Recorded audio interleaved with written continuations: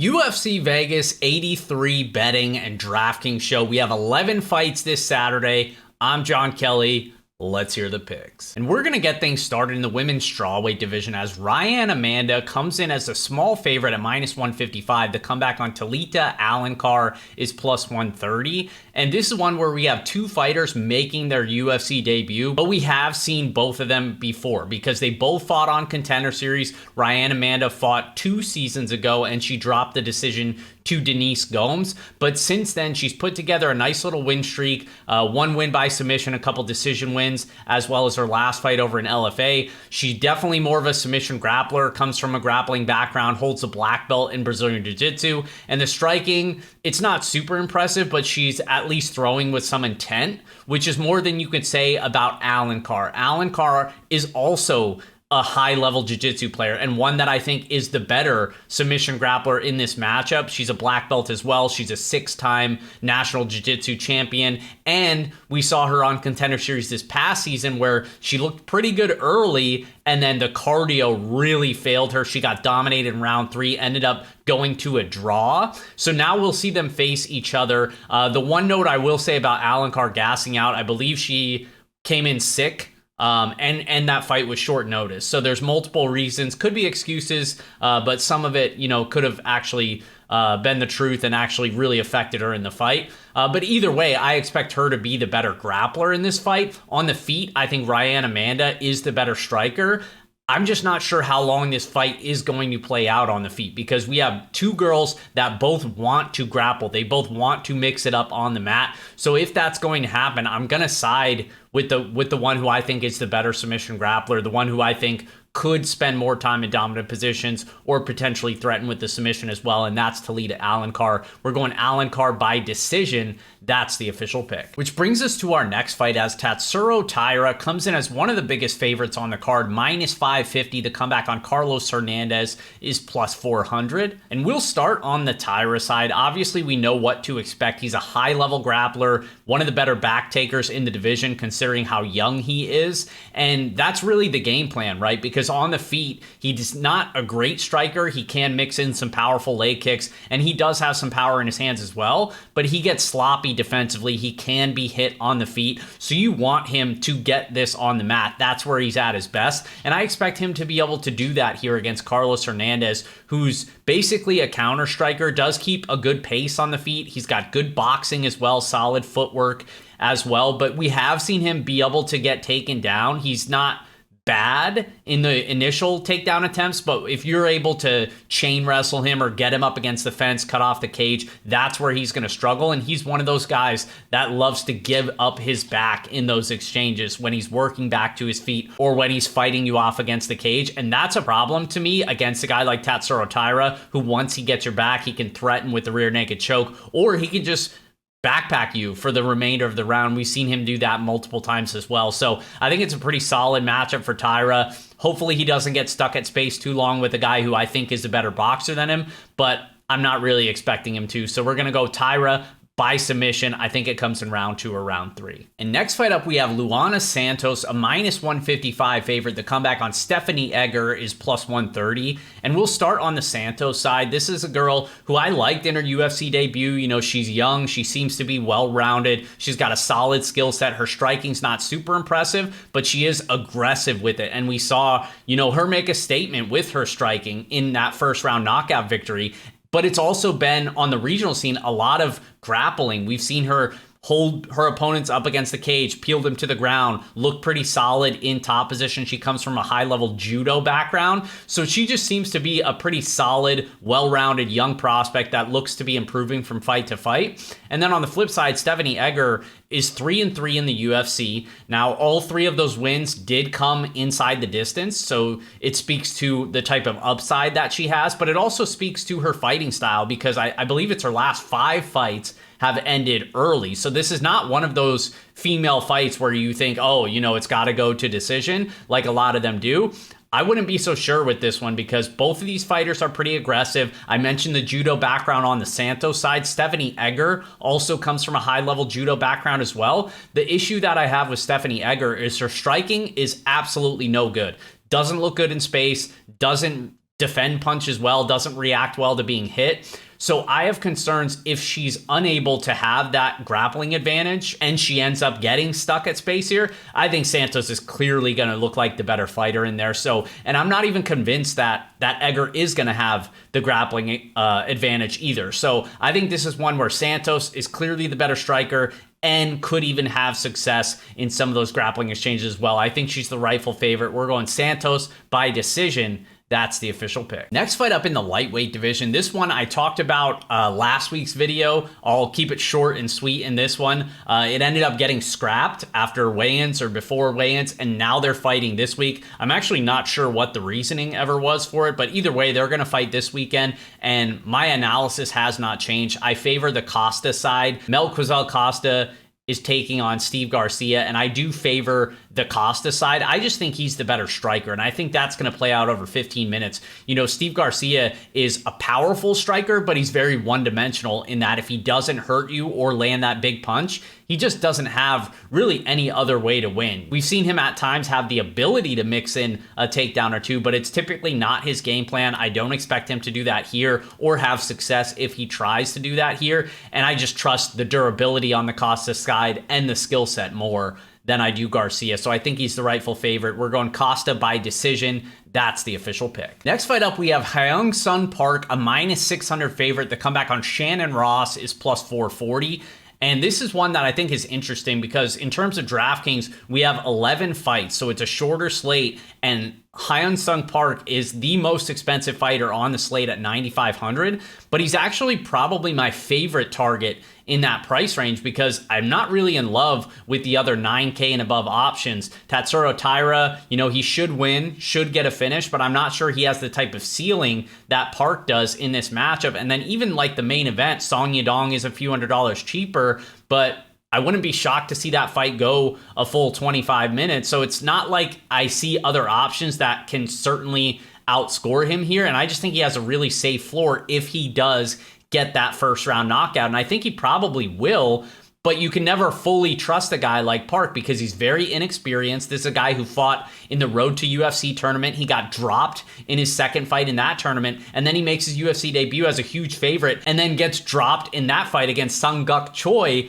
So now we've seen him in back-to-back fights get dropped and nearly finished, and then he's able to come back and get the finish himself, and that's great. But it speaks to his style because he's inexperienced, like I said. He gets very sloppy. He's a bit awkward on the feet. His defense is pretty much non-existent, but he does have power, and we've seen him be able to use his just physical attributes to just manhandle people to the ground and just dominate them from there. So I think if he's getting cupcake matchups, he's got a huge ceiling.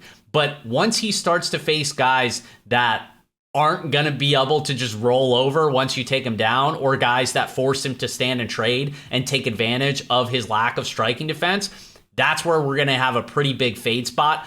I don't think this is the spot. I could be wrong, but Shannon Ross, it's a big number. I get it, but this dude just has no durability. It's not the skill set that worries me because Ross is a pretty well-rounded guy, but the durability is a major, major red flag to me. He's been knocked out inside of the first round in both of his UFC fights. His last fight against Jesus Aguilar, former Contender Series guy, that dude is a pure grappler. He is not a striker. I'm not even sure if I don't think he had a win by knockout prior to Shannon Ross, and then just absolutely cold cocks him, knocks him out inside of a minute. So that's like a big red flag. Dating back prior to his UFC debut, he fought on Contender Series. Vinicius Salvador knocked him out on Contender Series, and he took a life-changing amount of beating in that fight as well, a life-changing amount of damage, I'll say. So it's just like a thing to me where I think Shannon Ross, skill set wise, could be competitive, makes him kind of interesting as a big dog. But I do think just at some point, Park's going to land a big shot that hurts him and puts him out. So I'm not sure how many lineups I'm going to be making yet this weekend because it's a short slate. But if I do, end up making 10 plus lineups, I will maybe just take the plunge on Ross just because I expect him to be one of the lowest owned fighters on the slate. And we at least know that Park can be clipped. And I don't think it happens here, but sometimes for the leverage, if he's going to be super low owned, you just have to make those kind of plays. But overall, I think Park is going to be one of my heaviest owned targets on DraftKings. 9,500, he's my favorite expensive option to pay up for this week, but it does come with some risk. Just know that. But we're going Park by TKO. That's the official pick. Next fight up, we have Kevin Gisette, a minus 152 favorite. The comeback on Kenan Song is plus 120. And Gisette is a guy who I honestly was kind of surprised when he made it to the UFC. I don't think he was ready for it. They gave him a super cupcake matchup. It was in front of his home crowd. It was that big city kickboxing card. So they give him this guy, Kiefer Crosby, who they sign on short notice, who's legitimately terrible, has basically no durability. And the dude, like, Gisette didn't even look good, to be honest with you. His striking's okay. He looks stiff. Doesn't really play much defense, chin straight up in the air. I think this guy could be clipped and taken advantage of. Didn't even really look all that impressive against Crosby, who I don't think very highly of. And then Crosby literally just gifted him a rear naked finish in the first round. So I don't know, man. I still kind of want to fade Gisette. I'm not 100% sure if this is the spot, but I do think Kenan Song, if the price were a little bit bigger, I'd absolutely be betting in. I'm not sure if I'm going to bet it at the current price just because I think it's about where it should be, just based on the fact that Song is another guy who we question the durability. He's been knocked out 4 times in his career, but you can't count him out because he does have real power, even against really solid competition over his last couple fights. He's landed 3 knockdowns over his last 4 fights. 9 of his 20 wins have come by knockouts. So we know the power is there, and he's also shown the ability to mix in takedowns at times as well. So it's an underdog with potentially multiple ways to win the fight. You just have to know if the chin's going to hold up, and that's where it gets a little bit sticky to me. I'm not sure that Gisette has a ton of power, a ton of tools that can knock out Kenan Song. I know durability is really tricky to try to predict, but I'm kind of suspecting that the chin holds up here, and if that's the case, I kind of lean towards the underdog in Song. I think he could clip Gisette. I think he's the more powerful striker. We're going Song by TKO. That's the official pick. Next fight up in the middleweight division, we have Jung Young Park, a minus 175 favorite. The comeback on Andre Muniz is plus 145. And we'll start on the Jung Young Park side. This dude is like MMA Twitter's favorite fighter because all he does is cash big tickets. He's just a guy that's very reliable. You know, that old slogan, you know, he's a hard worker bringing his lunch pail to work. Like, he just strikes me as that type of guy. He's a guy that I've compared to Bilal Muhammad in this week's matchup article on my website, fightnumbers.com. And I compare him to Bilal Muhammad in the fact that neither of these guys are really special in any area. They're just very, very solid in basically every area. So they're not going to blow you away, but they're just very hard to deal with and very hard to beat. Jung Young Park is 7-2 in the UFC. His only losses came against Anthony Hernandez in his UFC debut, who's a very skilled high-level grappler who we'll see fight here pretty soon. And then Gregory Rodriguez, who we know is just a super powerful guy, ended up landing a big shot on him. Outside of that, this dude has not lost in the UFC, and it's because of that skill set. He's very solid everywhere, keeps a high pace on the feet, can mix in the takedowns, multiple takedowns per 15 minutes, and he can weaponize that cardio, much like Bilal Muhammad does. And a lot of times, it's just too much for his opponents to deal with, and he ends up breaking them down the stretch. And I could see that happening here against a guy like Andre Muniz, who's been broken in his last 2 fights, because Muniz, we know what he brings to the table. He's a high-level submission grappler, very, very dangerous in that first round, but he doesn't have cardio, and he doesn't have durability. He gets finished basically anytime the fight gets extended past the first round. Now, it doesn't mean he's unable to snatch up something here, but I think more times than not, Jung Young Park stays defensively sound, does the right things. He's a very smart, high IQ fighter, and then once the fight gets extended, that cardio, that pace is going to end up breaking Andre Muniz. So I like the second or third round finish props here. I haven't checked prices yet. I know a lot of books haven't released it yet on the domestic side, so we'll wait to see if we get a playable line there. But I also think for DraftKings, I love this slate. I wish we had at least one more fight to make it 12. But even 11, it's obviously short slate, going to be a lot of duplicates. I just love the fact that there's so many ways you can build. Because even though I think Jung Young Park is a great play and I think he wins here, I'm not going to ignore the first round submission upside of Andre Muniz. That would be foolish of me to do so. And he's very affordable on DraftKings. If Jung Young Park's going to be super popular, I think Muniz will be popular as well. But I am going to have some shares of both sides for that reason. I think the winner scores well here. We're going Jung Young Park by TKO. That's the official pick. Next fight up is Tim Elliott stepping in on short notice. He's a small favorite here at minus 142. He's replacing Alan Nascimento, who pulled out of the fight during fight week. Sumadarje's on the comeback at plus 120. This is a super fun matchup. I mentioned the last fight that I like for DraftKings purposes. This is my favorite fight for DraftKings purposes because we have Tim Elliott, who I mentioned is on short notice. He's $8,400, so he's very affordable for a small favorite with a super high ceiling. We know he brings that aggressive wrestling style. He averages nearly 4 takedowns per 15 minutes, and that's going to be the biggest advantage in this fight is if he can get Sumadarje to the ground, mat return multiple times, rack up those takedowns, rack up the control time, and potentially threaten with a submission. And we know Sumadarje loves to give up submissions. He's been submitted all 5 of his professional losses. But on the flip side, Sumadarje is very, very cheap on DraftKings. He's only $7,100. We know he has big power against a guy like Tim Elliott, who I'm not sure is all that durable at this stage in his career. I've talked about it multiple times, even in fights where he's not losing by TKO, he's getting rocked. He's talked about in interviews how he doesn't even remember some of his fights. And we know just the older he gets, he just doesn't seem to take damage all that well. So I think a guy as powerful as Sumadarje does have the type of upside if he can keep Tim Elliott off of his legs long enough to knock him out and win by knockout at 7,100 and have that huge DraftKings ceiling. So this is one where I'm going to have basically one side of this fight across every team that I make. So let's hope that it doesn't end up being a late scratch this weekend because that's happened before.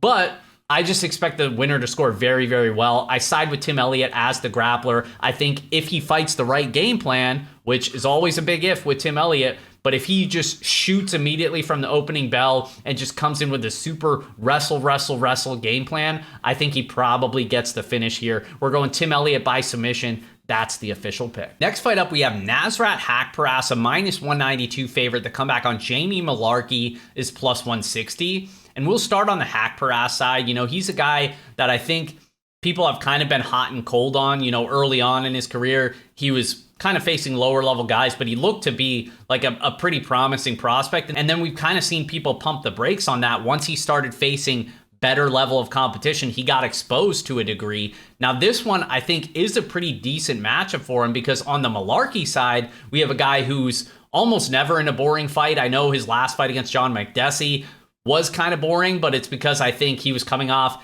that big upset knockout loss to Naimov, and we've seen him take a ton of damage. You know, this is a guy that came into the UFC and was going to war with everybody and eating some big shots, getting dropped, and getting knocked out multiple times. So I don't think you could trust the durability of Malarkey, but I also don't think you could trust the game plan because even though there's been multiple matchups where it's like if Malarkey just comes in with a grappling game plan and doesn't want to stand and trade and go to war, then he should have an advantage, and he just doesn't do it enough, or he's not aggressive enough. He wants to stay at distance and run the risk of getting hurt, which we've seen time and time again with him. And I think this is another one of those spots where he potentially could have a grappling edge, but Nasrat's takedown defense is not that bad. His first level takedown defense is pretty strong, actually, and I think Malarkey can struggle getting in on the hips of a southpaw. Nasrat has fast hands. He's got solid power as well. He's a decent boxer. I just think he's going to be the better striker here. I think he's going to force Malarkey to stay at distance with him,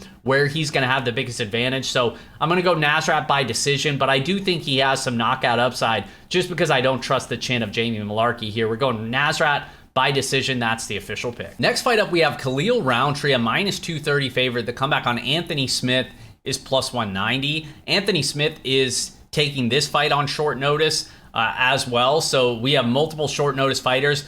Smith is one of them that I probably trust the least on short notice. He's a guy that's never been a great round winner to begin with. Now, he is a very dangerous finisher. Most of his wins have come inside the distance. I believe it's like all but 4, and he's got a ton of fights. But if he's unable to get a finish, he's usually not winning. And I know he won his last fight by decision against Ryan Spann, but that was kind of an outlier performance. And I mentioned the short notice nature. His cardio's never really been all that great. He's a low pace guy by nature. And the times where we did see him have to push a pace, he was completely gassed after the first round. Now coming in on short notice, I don't know, man. I don't really trust him in this spot against a guy like Khalil Roundtree, who's been looking better over his last couple fights. We know has a ton of power. Most of his wins have come by knockout. I think he's going to have a clear power and volume advantage on the feet. And he's a guy that likes to mix in those leg kicks as well, which we know that Anthony Smith tends to struggle with. So I think Khalil Roundtree is going to have multiple advantages on the feet here, and I think he can potentially test the chin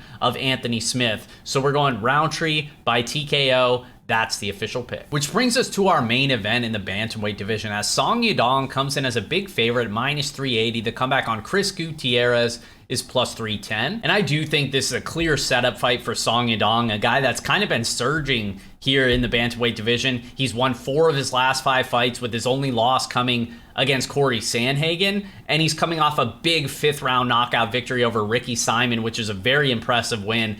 And now he's getting a pretty favorable matchup, I think, against Chris Gutierrez, who's very one-dimensional. I talk about it all the time with Gutierrez. He does one thing exceptionally well, and that's use his legs. But if that doesn't work, then that's where he really starts to struggle. If you can force him to grapple, or if you can find a way to get around the legs of Gutierrez, he doesn't really have many other options. And we saw that in the Pedro Munoz fight, where Munoz was able to navigate around the legs and end up hurting Gutierrez. And after that, it was like Gutierrez was shook. He didn't want to throw as many leg kicks after he ate a big shot or two. And I think that's going to be the case here with Song Yadong, who's very fast. He's got great footwork, fast hands, big power. 9 of his 20 wins have come by knockout. I think he's going to be doing enough here, mix in all the well-roundedness, to where I think the rounds are going to be pretty clear here. I'm just kind of torn on whether or not I think he gets a finish or it goes to decision. I very slightly